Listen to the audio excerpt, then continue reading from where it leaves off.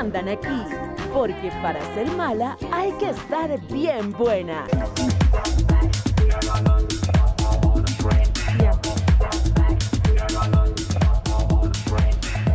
Bueno, y así tenemos este lunes lleno de mucha información, por supuesto. Y ahora vamos a hablar sobre un tema que yo sé que a todas les va a interesar, porque siempre es importante tener gran información. Y vamos a darle la bienvenida al escenario al doctor Horacio Izquierdo. Bienvenido, por favor.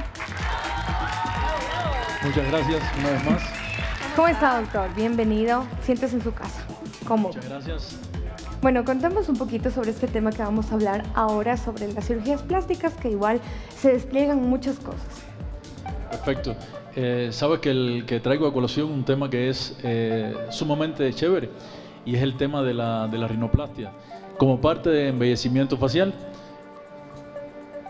Doctor, ¿en qué consiste la rinoplastia? Básicamente, ¿qué es? Ya, la rinoplastia es a través de una cirugía.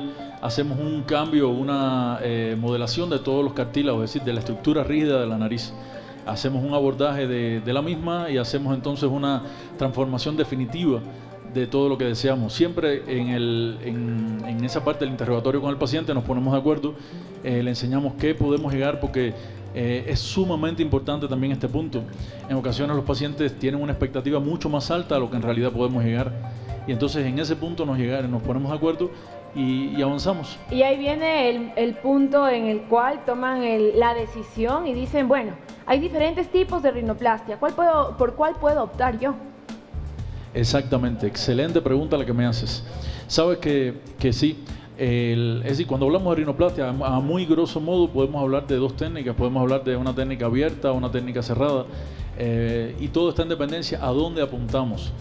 Es verdad que años atrás abogábamos mucho, y yo era uno de ellos, abogábamos mucho por esa cirugía cerrada, pero la verdad es que en estos momentos nos damos cuenta que tenemos mucho mayor alcance cuando hacemos, por ejemplo, una rinoplastia abierta y queremos tratar toda la punta. De veras que realmente podemos llegar a mucho más allá de lo que el paciente desea, y precisamente en ese momento tratamos de hacer una explicación lo más explícita posible para poderle hacer entender hasta dónde podemos llegar con el alcance de la cirugía. Así es, doctor, y cuando una persona ya se decidió a someterse a esta intervención, ¿cuáles son los requisitos preoperatorios? Pero también es importante tomar en cuenta cuáles son los cuidados postoperatorios. Exactamente, sí. Esta también es una muy buena pregunta. Yo siempre le digo a mis pacientes que nuestra cirugía es la cirugía más electiva que existe de todas las cirugías que hay. Es decir, no estamos obligados a operar mañana porque tenemos que operar, porque me muero, porque no, para nada, no se trata de eso. Se trata de una cirugía que tratamos de planificar para disminuir la mayor cantidad de factores de riesgo, llevarlos a cero. Yo he operado pacientes diabéticos, cardiópatas, hipertensos, es decir, con hipotiroidismo o hipertiroidismo. Mientras que estén estables los pacientes de su patología de base, no hay problema ninguno. Entonces, siempre en el preoperatorio tratamos de explicarles al paciente todo esto.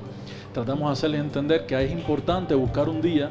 Ese día depende básicamente de su planificación personal, familiar, laboral, y entonces buscan el mejor momento y de ahí entonces decidimos. Y siempre entonces le explicamos cuáles son los cuidados del postoperatorio. Esto es una cirugía que realmente tiene muy pocos requisitos en el postoperatorio. Siempre básicamente le decimos así: no deben coger sol, no deben coger calor, esfuerzo físico, bajar la cabeza, y en ocasiones incluso se pueden reincorporar a su trabajo en unos 3-4 días después de la intervención, siempre que sea, por ejemplo, porque casi que el 80% de esta cirugía la hacemos con anestesia local.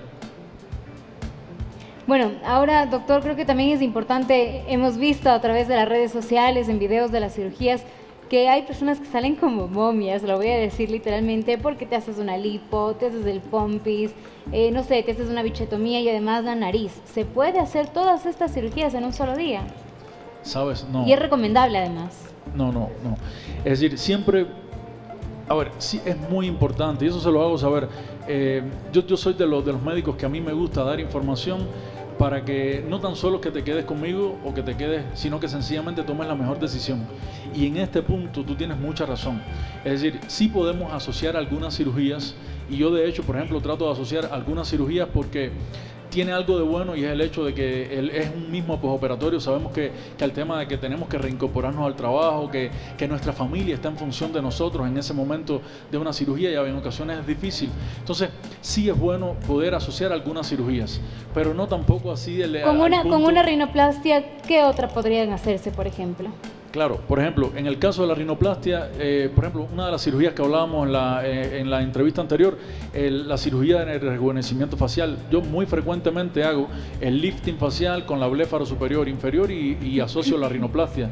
O por ejemplo, en pacientes que voy a hacer algo corporal, no asocio con lifting frecuentemente, algunos lo he hecho, pero trato de no hacerlo frecuentemente, pero entonces sí lo puedo hacer con una rinoplastia, que es una cirugía que es más rápida, en el postoperatorio no tiene mucho mayor complicación y mucho mayor situación que convergen los cuidados del postoperatorio de la corporal con, en este caso, la facial, y podría ser perfectamente. Por supuesto. En este caso, doctor, estamos hablando de la rinoplastia.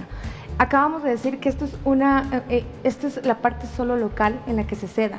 En este caso, por supuesto, tampoco nos da para más, porque solo la parte de la cara es totalmente local, no es general. Cuando es general, la gente usualmente dice, sí, hay que aprovechar la anestesia, hay que hacernos de todo, porque de una vez, ya entrados, ya, con todo. Pero en este caso no es así.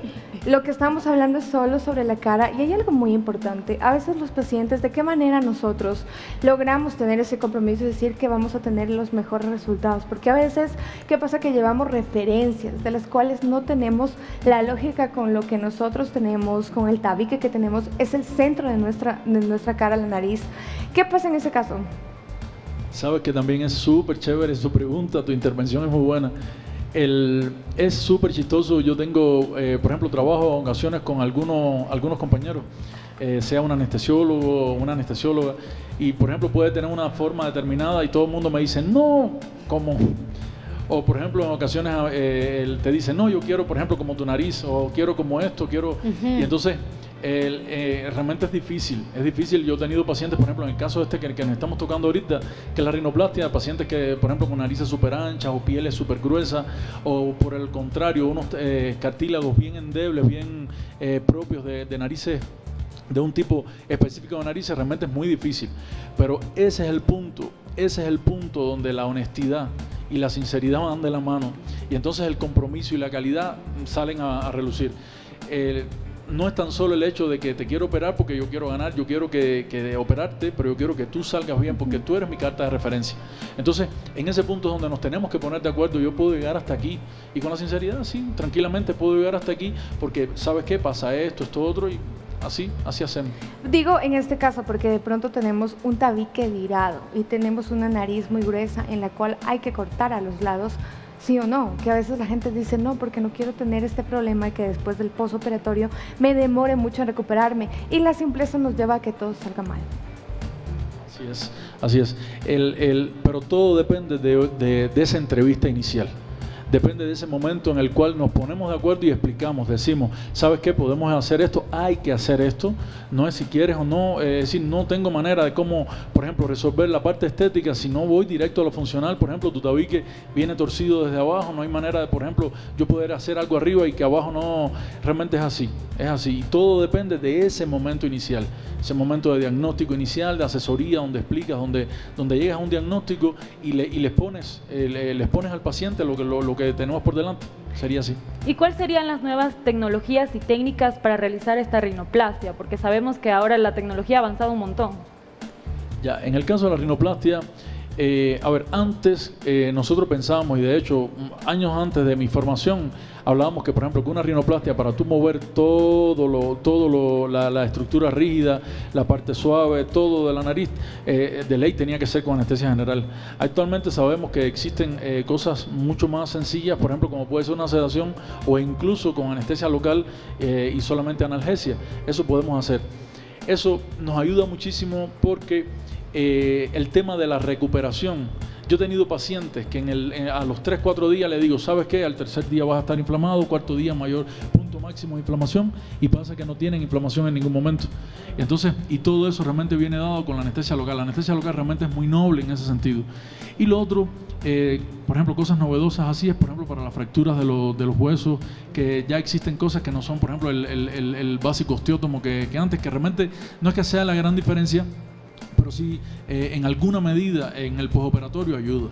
Sí. Y doctor, bueno, se han escuchado también varios tratamientos, operaciones, y aquí viene la rinoplastia versus la rinomodelación y también los hilos tensores. ¿En qué se diferencia todo esto? Sabes que también es muy chévere tu pregunta. A ver, cuando comencé, en algún momento hablé mucho a favor de la rinomodelación, creí que se hacían cosas chéveres con la rinomodelación. Pero con el paso de los años, es decir, ha sido un tema similar, por ejemplo, a lo que nos pasó con los biopolímeros. Llegaron los biopolímeros y pensábamos que estábamos viendo la última Coca-Cola en el desierto, pero nos dimos cuenta con el paso de los años que aquello más que una solución era un problema. Así también pasa, no tanto así, pero similar pasa con la rinomodelación a mi modo de ver. Yo no discuto con nadie, finalmente es mi criterio. La rinomodelación es un procedimiento que tenemos que pasar por toda una anestesia local, tenemos que pasar por todo un proceso de recuperación. Hablando de costos, no es que haya la gran diferencia. Por ejemplo, cuando hablamos de una anestesia local, una cirugía que podemos realizar, el único detalle de la rinomodelación está que tenemos un resultado más o menos chévere los primeros meses. El cartílago, por ejemplo, que es parte de la estructura de la punta nasal, es extremadamente fuerte y vence cualquier tensión que tú puedas producir con unos hilos. Entonces, inicialmente tenemos un resultado más o menos chévere, pero la verdad que ni es completo al inicio y que con el paso de los meses parte de ese resultado lo perdemos. Entonces, si a mí me preguntan, y yo trato realmente, porque yo hago rinomodelación, las hago también, pero yo trato siempre a mi paciente de llevarlo a la rinoplastia. Porque realmente es mi carta de presentación. Siempre pienso que mi paciente, quiero que esté bien, porque me interesa que mi paciente esté bien, pero siempre he creído que nuestros pacientes son nuestra carta de presentación. Entonces, ¿qué hacemos con que a los 3 meses esté bien y al paso de 1 año o 2 años ya parte de lo que habíamos logrado, de esa proyección de la punta nasal, la hayamos perdido? Es así, doctor, pero también podemos hablar que existe quizás alguna época del año en el cual podamos optar para poder hacernos la cirugía. Porque, por ejemplo, en época de invierno, no sé si interviene, si es factible hacerse la rinoplastia. Sabes que, a ver, en ese caso, yo viví en un lugar que era bien caluroso y considero que el clima de Quito, amo Quito, primero amo a Quito. Y amo su clima. Y el clima de Quito es espectacular para cualquier proceso de recuperación. Para cualquier proceso de recuperación es espectacular. El detalle de la rinoplastia está que, por ejemplo, en pacientes que puedan ser riníticos, es decir, los pacientes que sean con rinitis alérgicas y cosas así, es probable que el tema del frío, la humedad, pero la verdad que en la parte estética, yo siempre les digo que cuando ustedes se miran al espejo, es decir, la pirámide nasal, lo que está afuera, es lo único que nosotros tratamos. No tratamos nada de la parte funcional, es decir, ni mejoramos ni empeoramos la parte funcional, que por lo general es la que se puede ver más afectada cuando hay un problema de clima, de temperatura, cosas así. Por lo demás, la temperatura de acá de nuestro amado Quito es súper chévere para el proceso de recuperación. Bueno, doctor, antes de finalizar, de manera muy breve, por cuestiones de tiempo, ¿qué pasa si es que ya me hice una rinoplastia y quiero corregirla? ¿Voy a tener buenos resultados a pesar de ya haberme hecho alguna vez? Claro, en ese caso siempre la rinoplastia secundaria, terciaria, yo siempre digo que es una caja de sorpresa. Yo me he encontrado con pacientes y tengo sí evidencias por ejemplo, de cirugías anteriores donde el paciente le han llevado cartílagos extremadamente importantes para lo que es la parte estética. Dígase, por ejemplo, como son los cartílagos de la punta, los alares. Y todo es una sorpresa, es decir, tú llegas, entras y no sabes qué te vas a encontrar. Y es realmente bien difícil, pero no es imposible, para nada es imposible. Todo tiene que ser así igual, es decir, no es una cirugía de urgencia, no es que lo necesito hacer porque me muero, no, nadie se muere por esto. Le vemos, le estudiamos y hacemos los exámenes complementarios que nos hagan falta. Y de ahí, nada más. Esta noche nos acompañó el doctor Horacio Izquierdo con toda la información sobre la rinoplastia. Estuvo súper increíble la información. Muchísimas gracias, doctor, por acompañarnos. A ustedes, una vez más. Muchas gracias. Bueno, y con esto nos vamos a un pequeño corte comercial y regresamos con más de este lunes.